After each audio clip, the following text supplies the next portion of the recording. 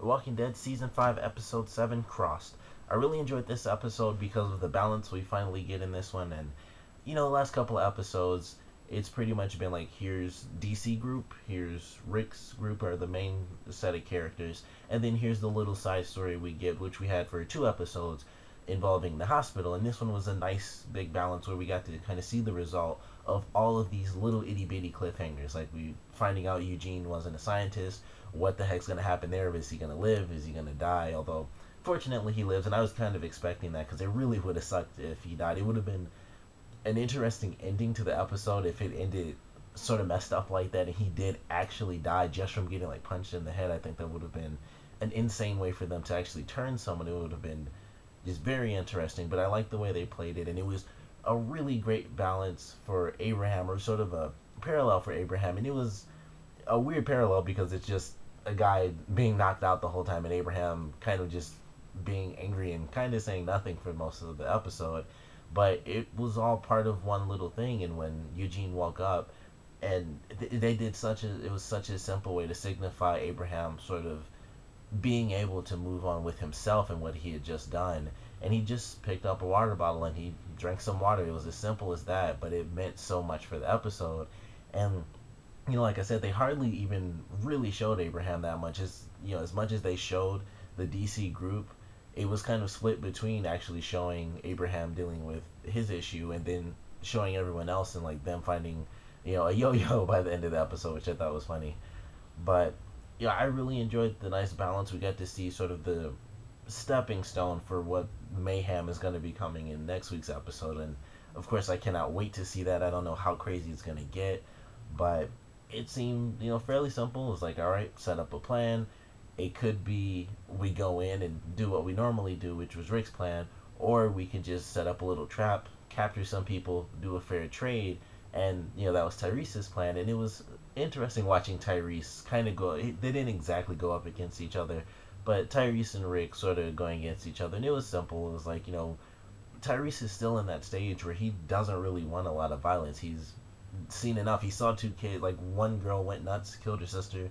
Then he watched Carol kill a little girl who also killed like the girl he was attracted to early on in the last season. So he's at a point where he doesn't really like violence. It's like he's just like zero violence pretty much is how he's basically like the pacifist right now, and that's kind of how he likes to play things.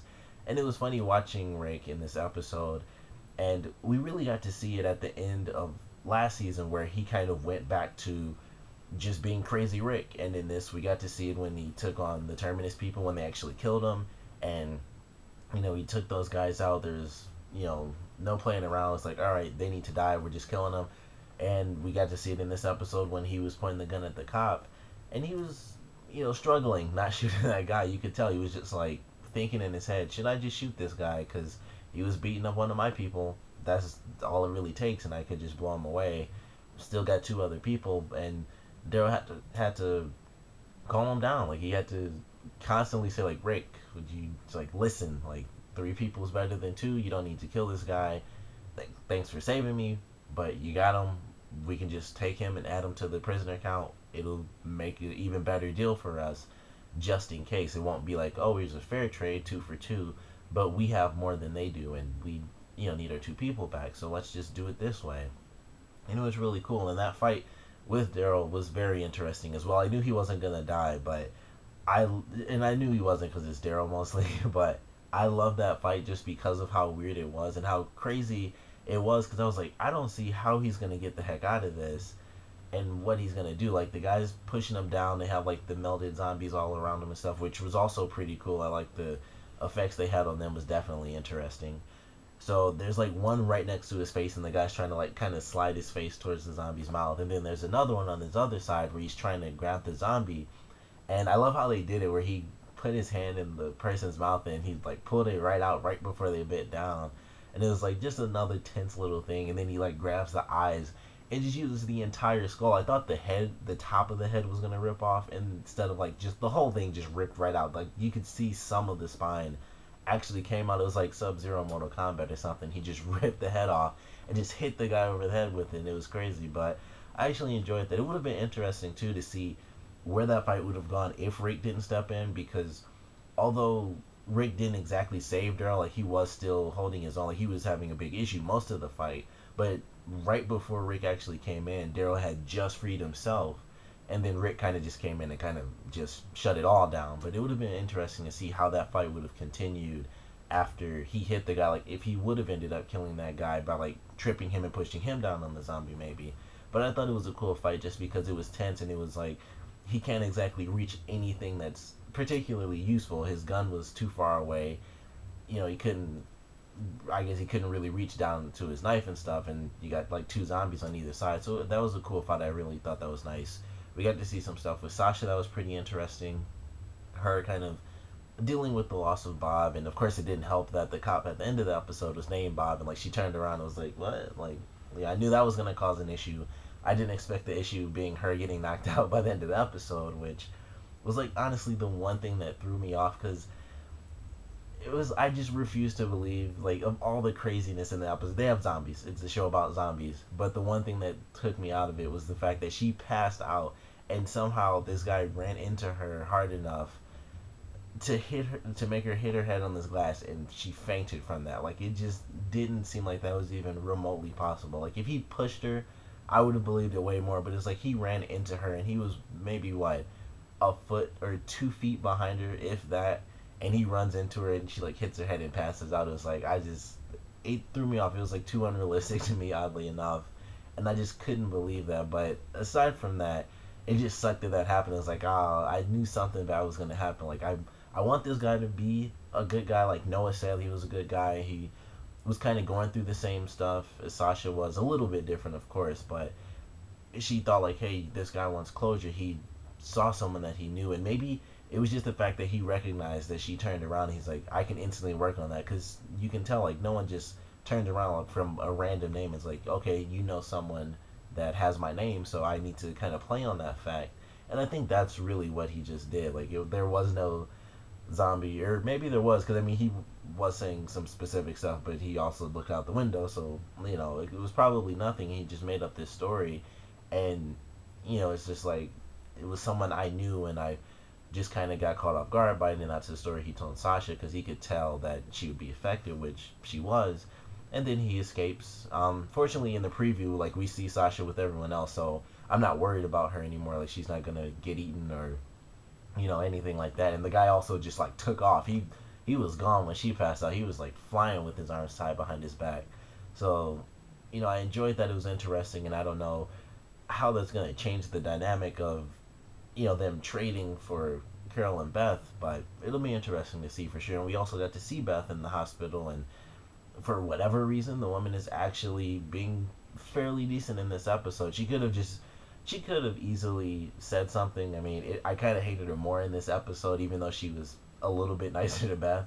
It was like if she just told the guy, like, you know, Beth has a point, and I can also shoot you in the chest and kill you. Like, hey, like, oh, you know, granted that would have really thrown things out of order, but you know, she could have said something. She could have stood up for it, and I get that physically, yeah, like a guy could take her out, but when you give orders, if you're the leader, and that's all there is to it. If you waver as the leader, that's what you know kind of makes people lose respect, and that's what makes things so iffy when it's like I can challenge this thing, but I can't challenge this because someone will fight back on me, and you know it's kind of all on her that it's even out of order. If she was just like 100% strict, like don't do this, don't do that, things would be much easier for her. But she kind of makes it difficult for herself, and then kind of says like that's just how it is. Like you kind of made it that way because you were the leader from the very beginning. Well, she was the leader from the other guy that ended up dying, as she mentioned before. But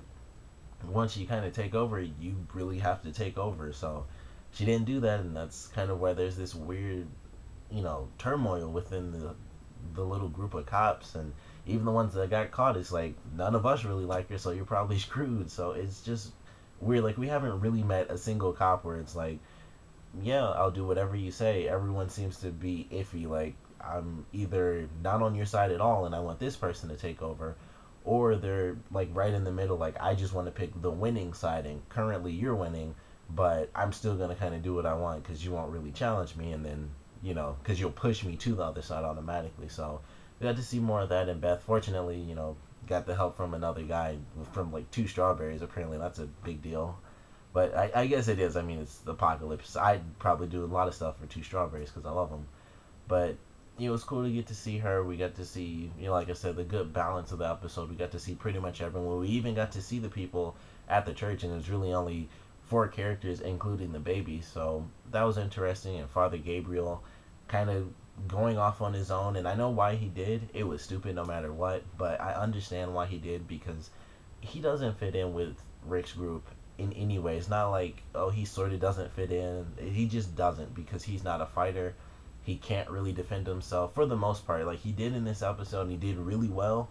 And he almost went like full on zombie killer, and he was like right there. And it's like, oh, she had a cross necklace on, and it just threw him out of the game. Like he almost had it. She, did the zombie ninja thing and snuck up on him, and he was almost done for. He like lifted her up, which is probably my favorite part. Like he lifted her up. I thought he was just kind of gonna, toss her or something, but he did like a wrestling move and just like slammed her on the ground, and she gets impaled and stuff, and he was gonna like smash the head with a big rock, and it's like, oh, she has that cross necklace, and he just went right back to his normal self, which isn't exactly a good thing because he's in the zombie apocalypse. But it was interesting, and I don't know where the heck he's gonna go, and I don't know how far he's gonna get, especially since he got a nail in his foot, which I have no idea how that happened because he didn't notice it when he was crawling, of course. But the main thing to me is like, was there just like a nail on the like on the ground for whatever reason when he dropped down through the hole?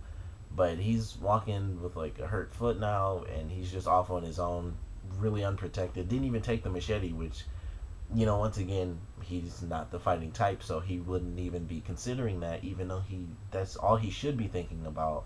But his main thing is like, I don't fit in with these people. They killed this other group of people that said they would just go away and stuff, and of course he doesn't know all the terminus facts. But I don't know how he's gonna really do. I'm sure he'll end up surviving just because he's such a big character in the comic books, and they just introduced him. So I'm sure he'll end up surviving for maybe the rest of the season. Who knows how long? I mean, Bob came in last season and he died in this season, and he was actually a really good fighter. So who knows how long Father Gabriel's gonna end up living. But I love the episode. I thought it was really cool. I'm very curious to see what happens with Father Gabriel as well as the DC group. I think those are the two I'm most interested in. As far as Rick's group, I'm excited to see what's going to happen, but I can kind of guess they're going to end up getting Carol and Beth back. My hope, of course, is that no one dies except for like the random cops, even if they end up being good or bad. It's like, as long as none of the main characters die, I'm admittedly not too hurt about it because so far all the cops have been really crappy. Even the woman, even though she kind of switched a little to help Beth in this episode, for the most part she's been real crappy. So I'm not too concerned about them, and I can kind of expect where that's gonna go. But like the DC group, I don't know if they're really gonna get back to the church, and even if they do, they don't have any vehicles anymore, and they're like 15 miles away, which admittedly isn't too far. You can go like, well, considering it's like the zombie apocalypse, they would keep it moving for a very long amount of time before slowing down. So they could probably do it, but it would be like an episode or two. So, it would take like maybe, like a day or so or whatever to actually get back to where everyone is. And, that's why I'm most excited, because they're going to have to kind of backtrack. But with it being The Walking Dead, you never know what other humans they might end up running into, or what other zombie issues they might end up having. So I'm most excited about that. And, second is definitely, just what is Father Gabriel going to do? Like, my guess is that he just end up getting found by Michonne, which is exactly what I thought was going to happen in this one. When he was even fighting the zombie, I thought she would save him. So those are the two things I'm most excited for if I had to put it in order. But, of course, comment below, let me know what you guys thought about this one. Your favorite parts, your least favorite parts. And, out of these three separate little storylines that we have, which one are you most excited for? Because, I already mentioned mine, but of course I want to know yours. So comment below, let me know, and thanks for watching.